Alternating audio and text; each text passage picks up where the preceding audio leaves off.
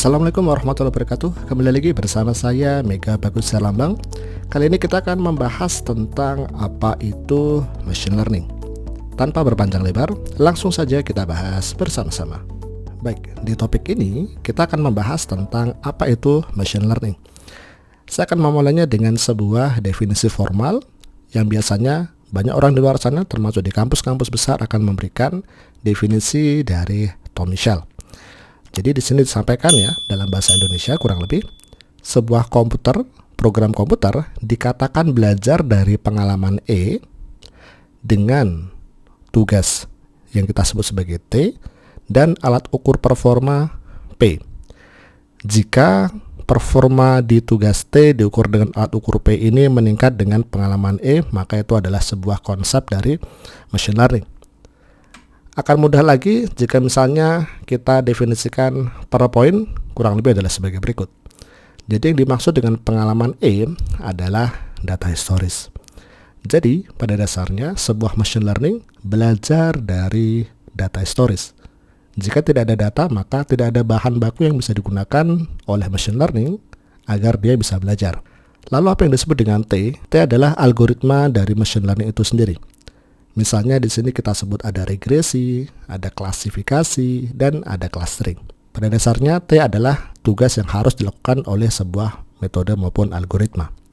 Sementara P adalah evaluasi alat ukur apakah tugas tadi sudah dikerjakan dengan baik atau belum. Beberapa alat ukur dalam machine learning yang bisa digunakan seperti misalnya root mean squared error yang biasa kita gunakan dalam model regresi. Ada juga akurasi skor F1 yang digunakan untuk klasifikasi, dan bisa jadi silhouette index yang digunakan di clustering.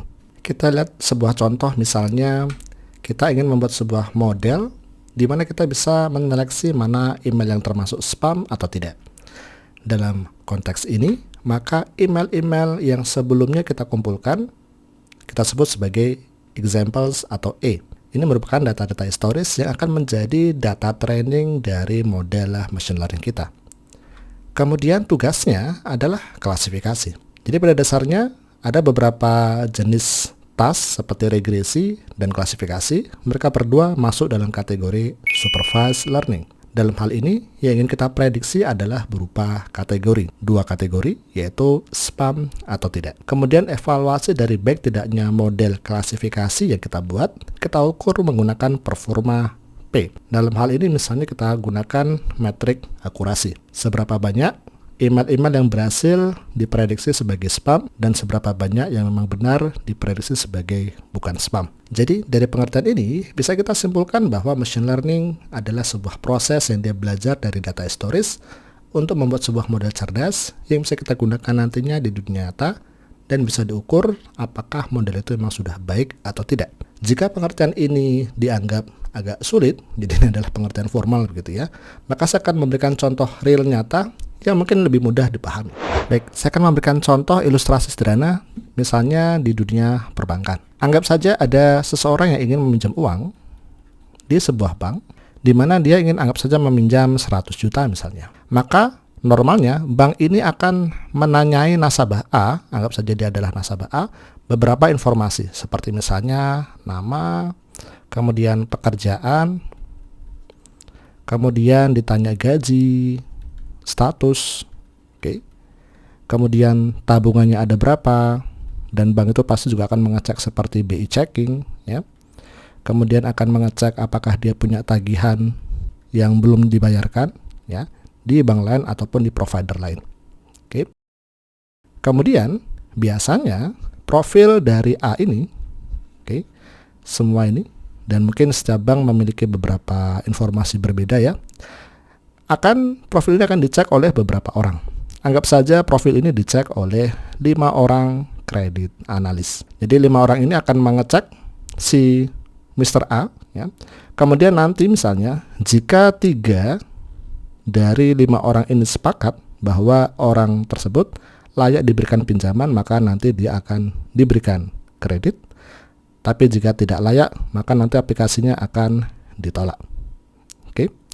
Nah, dari data ini, maka sebenarnya bank ini sudah memiliki data historis yang sangat banyak.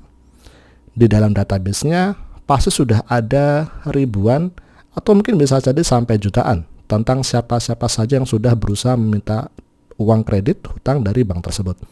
Apalagi jika bank itu adalah bank yang sangat besar dan bank ternama. Oke. Kemudian anggap saja bosnya, ya, bos dari bank ini, dia merasa tidak cukup puas karena normalnya ketika nasabah A ini mau meminjam uang, maka durasi yang diperlukan sekitar bisa jadi sampai berminggu-minggu. Anggap saja paling singkat adalah 2 minggu untuk bisa mendapatkan keputusan yang tepat. Bisa jadi semakin berisiko orang tadi, si nasabah A ini, maka kredit analis ini butuh waktu yang tidak sebentar untuk memastikan bahwa jika nasabah A diberikan pinjaman, maka bisa dipastikan bahwa dia tidak akan mengalami kredit macet di masa depan nantinya.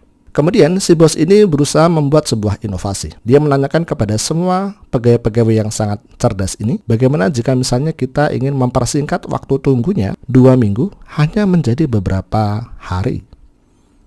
Atau kalau bisa lebih singkat lagi, dipersingkat lagi hanya dalam beberapa menit. Atau jika memang mampu, dipersingkat lagi hanya dalam beberapa detik. Ya, tentunya ini adalah sesuatu yang sangat inovatif jika memang bisa dilakukan. Oke.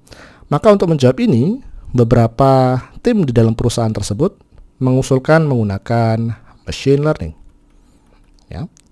Jadi apa yang sebenarnya dilakukan oleh machine learning? Saya akan memberikan ilustrasi sebagai berikut. Ya.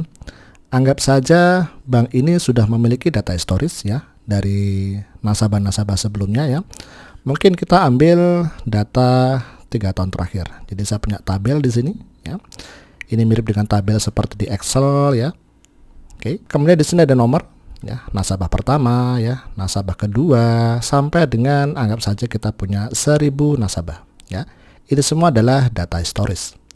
Kemudian kita punya informasi nama nasabah, anggap saja X1, X2 ya.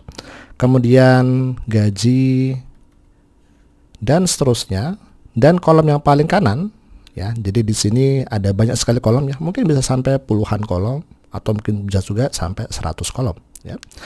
Yang terakhir adalah status. Oke. Seperti contoh misalnya nasabah X1 dengan gaji sekian, dengan status dia sudah menikah, sudah punya anak atau belum ya, masih single dan sebagainya, tinggal di mana dan sebagainya. Dia pernah meminta pinjaman kepada bank ini, kemudian statusnya dia di-approve, diberikan pinjaman. Nasabah X2 ditolak, nasabah ketiga di-approve, dan seterusnya sampai dengan nasabah ke 1000. Approve, tolak, dan seterusnya. Oke, jadi dibayangkan kita punya tabel yang sangat besar, atau bisa jadi datanya sangat banyak ya di sini ya. Ini saya untuk mempersingkat, mempermudah, saya anggap saja ada 1000 baris. Jadi ini adalah data real ya, yang sudah pernah terjadi. Yang dilakukan oleh machine learning sangat simpel ya. Pada dasarnya machine learning mencari hubungan antara yang saya tandai dengan warna hijau ya, antara kolom-kolom yang ada di sini, oke, dengan kolom yang paling terakhir. Jadi pada dasarnya mencari hubungan antara nama, gaji, status, hutang, BI checking dan sebagainya dengan status apakah dia diterima, ditolak, diterima dan seterusnya. Jadi machine learning akan mengecek satu persatu. Oh, orang pertama X1 ya, dia gajinya sekian, dia diterima. Orang kedua gajinya sekian, bla bla bla, dia ditolak dan sebagainya. Dia akan cek satu persatu sampai dengan nasabah ke 1000. Setelah dia memahami hubungan, pola ya, atau bisa juga kita sebut sebagai pattern, dia akan menyimpan pembelajaran itu, dan pembelajaran itulah yang nanti akan dia gunakan di dunia nyata. Tentunya kita tidak bisa langsung percaya dengan machine learning ya. Untuk memastikan apakah machine learning ini sudah bekerja dengan baik atau tidak ya, maka bosnya ingin menguji dari model ini. Jadi yang kita buat adalah sebuah model machine learning. Bos ini akan menguji ya, apakah modelnya memang bisa akurat atau tidak. Bagaimana cara mengujinya adalah dengan membandingkan data real, status real dengan hasil prediksi modelnya. Anggap saja saya membuat gambar baru. Tadi modelnya sudah dibuat ya. Anggap saja kita sebut saja model machine learning ya. Bosnya ingin membandingkan dengan 100 data nasabah ya. Jadi di sini ada sebuah tabel ya, dengan data yang sangat lengkap, ya, data yang sangat mirip dengan data sebelumnya, dan ini adalah data-data terbaru, ya. 100 nasabah, lengkap dengan kolom-kolomnya, dan lengkap dengan statusnya. Ya. Jadi di sini ada nasabah A1 misalnya, dengan semua atribut di dalamnya. Nasabah ini realnya dia sudah di ACC. Nasabah kedua di ACC, nasabah ketiga di ACC, nasabah keempat ditolak, dan seterusnya sampai dengan nasabah ke 100. Ya. Jadi ini adalah data historis. Oke. Kemudian bosnya ingin membandingkan antara jawaban model dengan data real. Jadi model ini akan membaca file ini satu persatu. Nasabah pertama akan dia baca, dan nanti dia akan mencoba memprediksi. Ya. Sehingga modelnya membaca, oh nasabah pertama dia memiliki atribut seperti ini ya, gajinya sekian, statusnya, tinggal di mana, dan sebagainya. Dia akan bilang bahwa orang dengan karakter seperti ini, dengan atribut seperti ini, maka akan saya terima. Nomor 2 akan saya terima, nomor 3 akan saya tolak, nomor 4 akan saya tolak, dan seterusnya nomor 100 akan saya terima. Nah, di sini kita bisa langsung membandingkan apakah modelnya sudah benar atau tidak. Sebagai contoh misalnya, kita bandingkan di sini ya. Untuk jawaban pertama, aslinya dia diterima dan modelnya juga bilang dia akan diterima, maksudnya adalah dia diterima ajuan kreditnya, maka dia sudah benar. Nomor 2 juga sudah sama. Aslinya orang itu diterima, modelnya juga bilang diterima, berarti sudah benar. Sementara nomor 3, aslinya orang itu diterima, tapi model itu justru bilang ditolak. Sehingga di sini kita salah prediksi. Kemudian kita gabungkan semuanya dari nasabah 1 hingga 100, kita akumulasikan sehingga didapat di sini misalnya 97 dari 100 data benar. Sementara 3 errornya, kesalahannya adalah 3 nasabah. Jadi bisa kita katakan bahwa akurasi model ini adalah 97%. Nah, bosnya tidak cukup puas ya. Dia mencoba lagi, mendapatkan dengan dataset lain, 100 baris lain, mendapatkan akurasi 98%, terkadang bisa mendapatkan 95%, 90%, dan seterusnya. Anggap saja kalau kita rata-rata dari sekian banyak percobaan, didapatkan angka 97%. Ketika bosnya sudah merasa puas dengan model ini, maka dia ingin menggunakan model ini di dunia nyata. Nah, di sini menariknya. Tadi kita sudah mendapatkan informasi dari kredit analis bahwa status ini dihasilkan oleh para kredit analis. Jadi apakah seseorang layak diterima ajuan kreditnya atau ditolak, maka kredit analis lah yang menentukan. Oke. Sekarang anggap saja bank ini, satu bank, dia memiliki 5 orang kredit analis. Ya.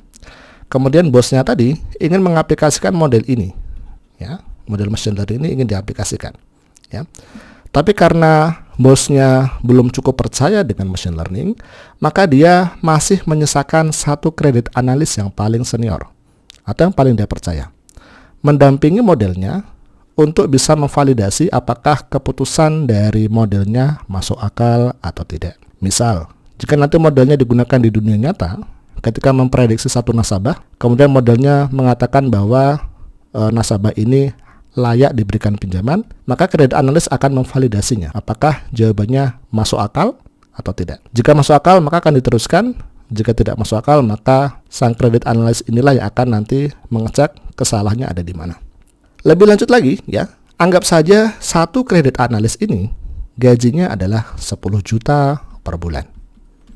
Oke. Jika dalam satu cabang bank ini sebelumnya dia memiliki 5 kredit analis, dengan menggunakan machine learning, maka pada dasarnya sebenarnya tidak dibutuhkan lagi kredit analis, kecuali satu orang senior tadi. Sehingga 4 kredit analis ini akan di layoff-kan, tidak akan digunakan lagi. Dalam hal ini, jika misalnya pengeluaran untuk menggaji kredit analis adalah 50 juta per bulan, sekarang tinggal hanya 10 juta per bulan saja. Lebih jauh lagi, anggap saja bank ini memiliki 1000 cabang, dan masing-masing cabang memiliki 5 kredit analis. untuk memudahkan perhitungan, sehingga jika kita kalikan maka bank ini memiliki karyawan 5.000-nya adalah kredit analis dengan gaji masing-masing 10 juta.